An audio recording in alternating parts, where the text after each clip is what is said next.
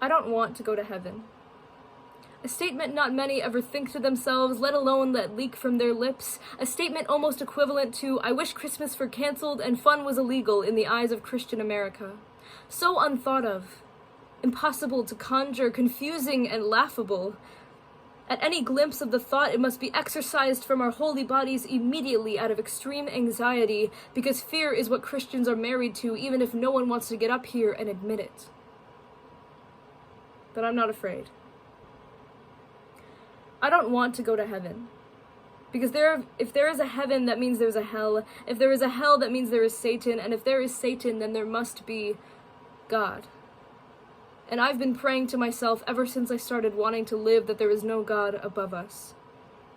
Because the day I realized I wanted to live, God never crossed my mind.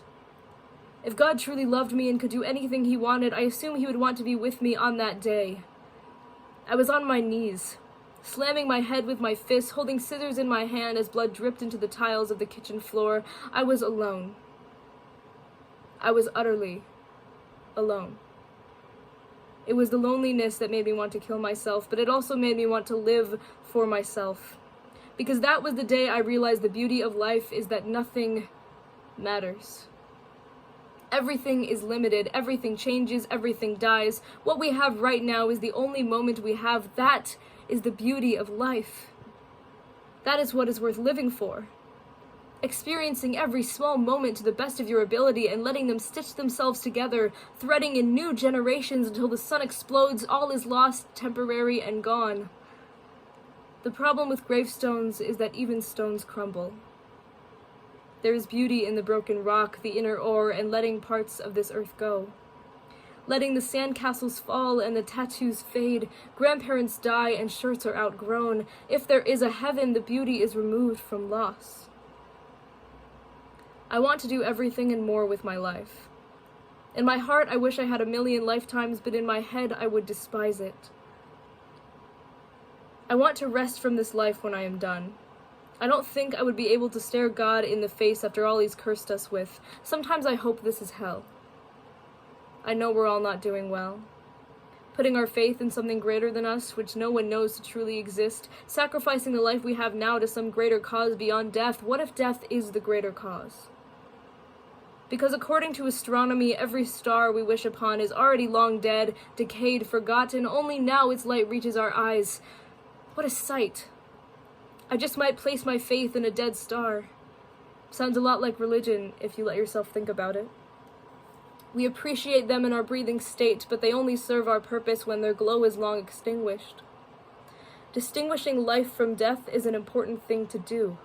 I'm not living for what's after this, I'm living for this moment. This is not easy for me. By the time I was 7, I learned to fear demons, crying in my room reciting Bible verses for an answer as to why I was here. I never got one. I found it on my own. If God is real, then I should have killed myself when I was 12.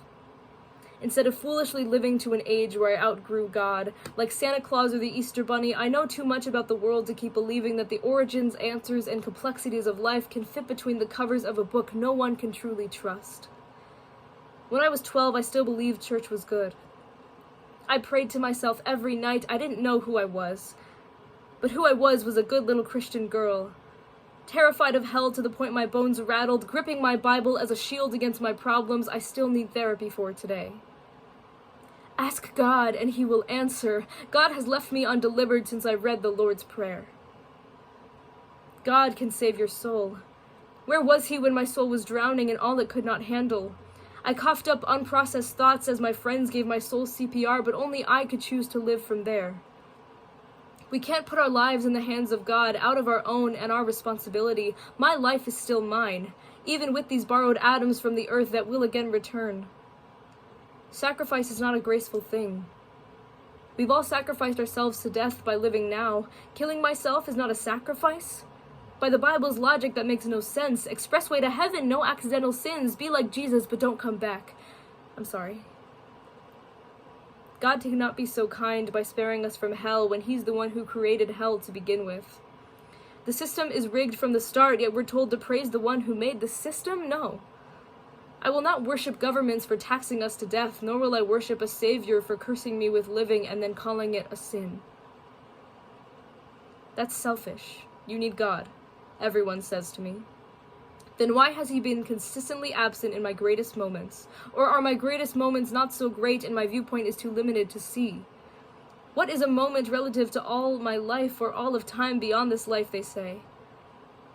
If life were only moments, then you never knew you had one. A quote from Into the Woods, a musical full of sin. I begin to realize the best things in life are the ones we call sinful. I'm sorry for enjoying myself in the only time we have. This is life. This is life. Not heaven, not hell, this is what we have. These are the moments that let us grab fistfuls of sand and let it seep through our fingers, frolic in the rain, letting it seep down and drain into our skin and clothing, have good sex and kiss people you love, create beautiful, sinful art, make memories and moments worth living until the sun explodes and the tattoos we got when we were 18 rot from our skin and seep into the wood planks of our coffins, until our gravestones crumble back to the earth and life begins again. If you can credit God with all of that, go ahead. I won't stop you. Whatever helps make this place a little more bearable. But I still don't want to go to heaven. I have all of the heaven and hell I need right here. When I die, I want to rest. I don't want to live this life in fear that all I do will be judged afterwards. I just want to live now and die later. As my heart beats and my lungs breathe, my blood is circulating through my body with a consciousness I never asked for. I am here, and that's enough. If wishing on dead stars gets you through the day, then by all means. But remember, there is a difference between life and death. Our souls are living now, let them live. Let them be. If there is a heaven, I hope to see you there. And if there is not, I hope to see you here.